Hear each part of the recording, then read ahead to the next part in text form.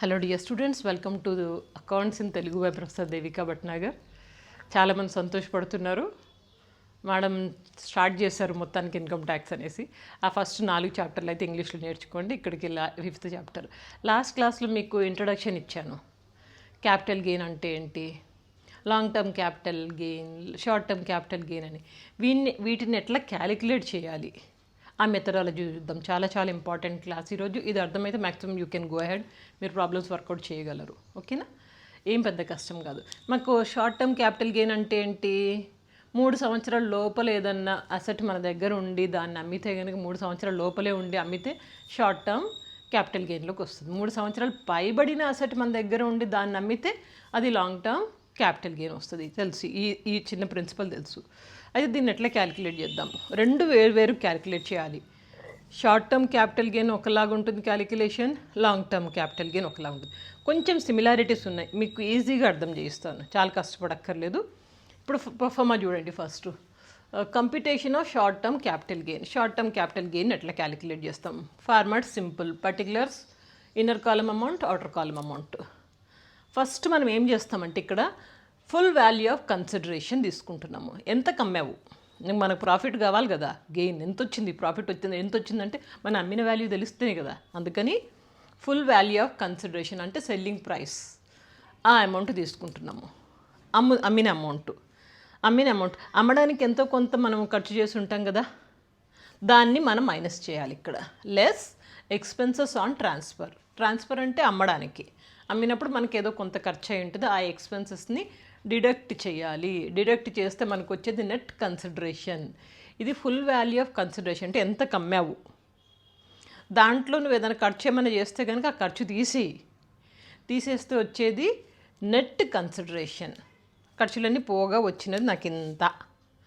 దీంట్లోంచి 2 అమౌంట్లు మైనస్ చేయాలి. ఏంటవి, ఒకటి కాస్ట్ ఆఫ్ ఎక్విజిషన్, ఎంత కొన్నావు, నీకు ప్రాఫిట్ వచ్చింది సరే, నువ్వు ఎంత కొన్నావు అది తీసేస్తేనే కదా మనకి ఎంత వచ్చింది ప్రాఫిట్ తెలిసేది. అందుకని కాస్ట్ ఆఫ్ ఎక్విజిషన్ అంటే, కాస్ట్ ఆఫ్ ఎక్విజిషన్ అంటే ఏం లేదు, పర్చేస్ వాల్యూనే, దీన్ని మైనస్ చేస్తాము. ఇంకా మైనస్ కాస్ట్ ఆఫ్ ఇంప్రూవ్మెంట్ అంటే రిపేర్స్ అండ్ రెనోవేషన్స్ ఉంటాయి కదా, ఆ అసెట్కి సంబంధించినవి ఎంత ఖర్చు చేసావు, ఈ 2 మైనస్ చేసి, ఎంత కొన్నావు, ఎంత రిపేర్స్ అండ్ రెనోవేషన్స్కి స్పెండ్ చేసావు, ఈ 2 మైనస్ చేయగా మనకు వచ్చేది short term capital gain or short term capital loss. Simple.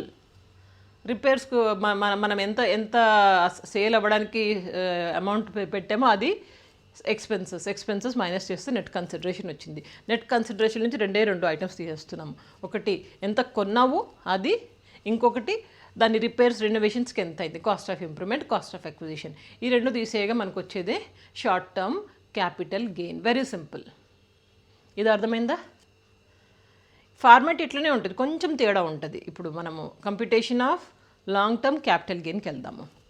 Long term capital గెయిన్లోకి వెళ్తే కనుక ఇక్కడ లాగానే same full value of consideration అంటే ఎంత కొన్నాము, సేల్ ప్రొసీడ్స్ ఎంత కొన్నాము, దీనికి అంటే ఎంత కమ్మాము, సేల్ ప్రొసీడ్స్ ఎంత కమ్మాము, దీనికి సంబంధించి ఎంతో కొంత రిపేర్స్ చేసి ఉంటాం కదా, ఎంతో కొంత అమౌంట్ పెట్టుంటాం కదా ఎక్స్పెన్సెస్.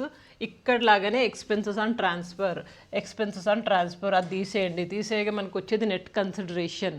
ఇక్కడ కూడా అంతే, నెట్ కన్సిడరేషన్. ఇక్కడ దాకా నార్మలే 2. అక్కడ 2 ఐటమ్స్ మైనస్ చేస్తాం, ఇక్కడ కూడా 2 ఐటమ్స్ మైనస్ చేస్తాము. అవి ఏంటి అంటే కొంచెం శ్రద్ధగా వినండి. లెస్, ఒకటి ఇండెక్స్డ్ కాస్ట్ ఆఫ్ ఎక్విజిషన్ అంటే ఏంటి, కొనడం. ఇక్కడ మనము కాస్ట్ ఆఫ్ ఎక్విజిషన్ అన్నాము, ఎంత కొన్నామో అంత. ఇక్కడ కూడా ఎంత కొన్నామో అంతే, కాకపోతే ఇండెక్స్డ్ కాస్ట్ అంటున్నాము. గుర్తుపెట్టుకోండి. ఏంటిది ఇండెక్స్డ్ కాస్ట్ అంటే చెప్తాను చూడండి. నేను అసెట్ని ఇక్కడ ఎగ్జాంపుల్కి చెప్తున్నాను. ఒక 20 సంవత్సరాల క్రితము 20 lakh పెట్టి ఒక అసెట్ కొన్నాను. ఇది after 20 years, okay, after 20 years అంటే 2026లో దీని వాల్యూ 60 lakh అమ్ముతున్నాను. 60 lakh లేకపోతే 1 crore అనుకోండి, 1 crore అమ్ముతున్నా అంటే నాకు 80 lakh వచ్చిందా ప్రాఫిట్. ఒక లేమ్యాన్ అయితే కనుక అయ్యో నువ్వు 20 lakh కొన్నా 1 crore అమ్ముతున్నావు అంటే 80 lakh ప్రాఫిట్ వచ్చింది కదా అంటారు. అట్లా కాదు, మీకు ఇప్పుడు అదే చెప్తున్నాను. దాన్నే మనము కాస్ట్ ఆఫ్ ఇన్ఫ్లేషన్ అంటారు. ఇప్పుడు నేను ఈ 20 lakh ఒక 20 years ఎగో, ఒక 20 సంవత్సరాల క్రితము బ్యాంకులో 20 lakh పెడితే 5-6 సంవత్సరాలలో డబల్ అవుతుంది. డబల్ అవుతుంది అంటే ఎంత వస్తుంది? 40 lakh వస్తుంది 5-6 సంవత్సరాలలోనే. ఆ 40 lakh తీసుకెళ్ళి మళ్ళీ బ్యాంకులో పెడితే మళ్ళీ ఇంకొక 5-6 అంటే మ్యాక్సిమం 12 సంవత్సరాలలో నాకు 80 lakh వస్తుంది. 80 lakh వస్తుంది. 80 lakh మళ్ళీ బ్యాంకులో పెడితే 1,60,000 lakh వస్తుంది. మళ్ళీ ఇక్కడ నాకు వచ్చింది ఏంటి? 1 crore కదా కదా. అందుకని ఒక లేమ్యాన్ దృష్టిలో అరే 20 లక్షలకు కొన్నాం 1 crore నీకు వస్తుంది అంటే నీకు ప్రాఫిట్ అంటారు. అట్లా కాదు, ధరలు పెరుగుతున్నాయి, దాని ప్రకారంగా మనం బ్యాంకులో పెట్టుకుని ఇంత వచ్చేది. అందుకని మన గవర్నమెంట్ వాళ్ళు ఏమన్నారంటే ఒక ఇండెక్స్ నెంబర్ ఒకటి ఇచ్చారు, కాస్ట్ ఆఫ్ ఇన్ఫ్లేషన్. దీన్నే కాస్ట్ ఆఫ్ ఇన్ఫ్లేషన్ ఇండెక్స్ అంటారు. కాస్ట్ ఆఫ్ ఇన్ఫ్లేషన్ ఇండెక్స్ అని ఇచ్చారు గవర్నమెంట్ వాళ్ళు. ఇదేంటి అంటే కనుక ఇన్ఫ్లేషన్ అంటే ధరలు పెరుగుతూ ఉన్నాయి కదా, దాని ప్రకారంగా ఒక ఇండెక్స్ నెంబర్ అనేది ఇచ్చారు. దాంతో మనము క్యాలిక్యులేట్ చేసి చూడాలి ఇప్పుడు ఎంత ఉంటుంది అనేసి. ఓకేనా. సపోజే ఇది ఎప్పుడు మొదలు పెట్టారంటే 2001 to 2002 మధ్యలో మొదలుపెట్టారు. అప్పుడు ఏమన్నారంటే 100 అనుకున్నారు. కాస్ట్ ఆఫ్ ఇన్ఫ్లేషన్ ఇండెక్స్ 100 అన్నారు. అట్లా ఎవ్రీ ఇయర్ ఇట్లా కొంచెం కొంచెం పెంచుకుంటూ పోతున్నారు. ధరలు పెరుగుతున్నాయి కదా. అట్లనే 2002-03లో 105, 109, 113 అట్లా ఎట్లా పెరుగుతుంది చూడండి. పెరిగి ఇప్పుడు 25-26కి వచ్చేసరికి 376కి వచ్చింది. ఇప్పుడు 376 ఉంది. అప్పట్లో 100 ఉండేది. అంటే మోర్ దెన్ ట్రిపుల్ దాకా వాల్యూ పెరిగింది. 3.76 times ఇది పెరిగిందనమాట. దీన్ని మనం కన్సిడర్ చేయాలా? ఈ వాల్యూతో కన్సిడర్ చేసి ఈ వాల్యూతో క్యాలిక్యులేట్ చేస్తే మనకు నిజంగా లాంగ్ టర్మ్ అసెట్ అమ్మినప్పుడు దాని మీద ప్రాఫిట్ వచ్చిందో లాస్ వచ్చిందని తెలుసుకుంటాము. మళ్ళీ ఈ సిఐఐ మనకి ఇక్కడ షార్ట్ టర్మ్లో ఎందుకు లేదంటే 3 years లోపల అమ్మేసినామాయే, ఇంకా దాంట్లో అంత సీన్ ఎక్కడుంది. అందుకని ఇక్కడ లేదు, మనకి లాంగ్ టర్మ్లోనే వస్తుంది. అర్థమైందా? సిఐఐ ఈ వాల్యూస్. అందుకని మనం ఇక్కడ సింపుల్ కాస్ట్ ఆఫ్ ఎక్విజిషన్ అనే చోట ఇండెక్స్డ్ కాస్ట్ ఆఫ్ ఎక్విజిషన్ అంటాం. అంటే ఇండెక్స్ని కూడా సిఐఐని కన్సిడర్ చేస్తూ మనం క్యాలిక్యులేట్ చేస్తాం. ఇది ఇక్కడ సింపుల్ పర్చేస్ వాల్యూ ఒక ఎంత కొన్నానో ఒక 20 lakh కొన్నానే 20 lakh వేసేస్తా. ఇక్కడ అట్లా వేయకూడదు. 20 lakh దీని క్యాలిక్యులేషన్స్ వేరే ఉంటాయి. వస్తాను, ఆ పాయింట్కి కూడా వస్తాను. అందుకని మనం ఇది క్యాలిక్యులేట్ చేసి వేయాలి. ఇక్కడ సింపుల్గా వేసేస్తాము. అట్లనే ఇండెక్స్డ్ కాస్ట్ ఆఫ్ ఇంప్రూవ్మెంట్ అనేది కూడా మైనస్ చేయాలి. ఇది ఇంప్రూవ్మెంట్ చూడండి, కాస్ట్ ఆఫ్ ఇంప్రూవ్మెంట్. నువ్వు ఎంతో కొంత 10,000 ఎంతో పెట్టినా 10,000 ఆడేస్తాం. ఇక్కడ కూడా అట్లా కాదు. నువ్వు 10,000 పెట్టినావు అంటే దాని రిపేర్స్ కోసం, అది కూడా ఇండెక్స్డ్ కాస్ట్ ఆఫ్ ఇంప్రూవ్మెంట్లోనే మనము క్యాలిక్యులేట్ చేయాలి. ఇండెక్స్డ్ కాస్ట్ అంటే ఈ సిఐఐని యూజ్ చేస్తూ మనం క్యాలిక్యులేట్ చేసి అది వేయాలి. ఓకేనా. సో మనం ఏం చేసాం, ఇప్పటిదాకా నెట్ కన్సిడరేషన్ అయితే తెలుసు. దాంట్లోంచి 2 items మైనస్ చేస్తున్నాం. ఏంటవి? ఇండెక్స్డ్ కాస్ట్ ఆఫ్ ఎక్విజిషన్ అనండి, indexed cost of acquisition and indexed cost of improvement. ఈ 2 మైనస్ చేస్తే మనకు వచ్చేది లాంగ్ టర్మ్ క్యాపిటల్ గెయిన్. దీంట్లోంచి కొన్ని ఎగ్జంప్షన్స్ ఉన్నాయి. సెక్షన్ 54లో చాలా సెక్షన్స్ ఉన్నాయి. ఇక ఎగ్జంప్షన్స్ దేని కిందకి వస్తాయంటే under section 54, 54B, D, E, F, G, GA, GB, EC వీటి గురించి ఆల్రెడీ లాస్ట్ క్లాస్లో చెప్పాను. మనకి ఏదన్నా 54 సెక్షన్లో ఏదైనా ఎగ్జామ్షన్ ఉంది అంటే దానికి డిడక్ట్ చేయండి. డిడక్ట్ చేయగా వచ్చినది ట్యాక్సిబుల్ క్యాపిటల్ గెయిన్. ఓకేనా. ఎగ్జామ్షన్స్ ఉంటే దాన్ని డిడక్ట్ చేయండి. చేస్తే మనకి క్యాపిటల్ గెయిన్ అనేది ఇది ట్యాక్సిబుల్ అని తెలుస్తుంది.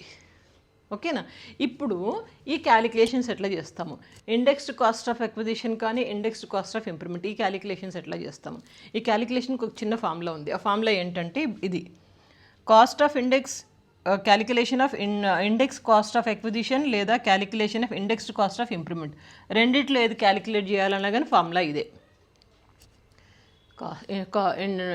ఏంటిది? Indexed cost of acquisition, indexed cost of improvement. రెండిట్లో దేనికైనా ఫార్ములా సేమే. ఒకవేళ మనం ఎక్విజిషన్ అయితే కనుక కాస్ట్ ఆఫ్ ఎక్విజిషన్ అంటాము. ఒకవేళ ఇంప్రూవ్మెంట్కి అయితే కనుక కాస్ట్ ఆఫ్ ఇంప్రూవ్మెంట్ అంటాము. కాస్ట్ ఆఫ్ ఎక్విజిషన్ అంటే ఏంటి? కొన్న వాల్యూ, అసెట్ నువ్వు ఎంత కొన్నావు, నేను ఒక 20 lakh కొన్నాను, ఈ వాల్యూని ఇక్కడ వేస్తాం కదా. ఇంకొకటి ఇక్కడ ఏంటంటే ఫేర్ మార్కెట్ వాల్యూ అంటే కొన్నిసార్లు fair market value at present market value ఎంత ఉంది అది ఇస్తాడు, అది ఇస్తే దాన్నే తీసుకోండి.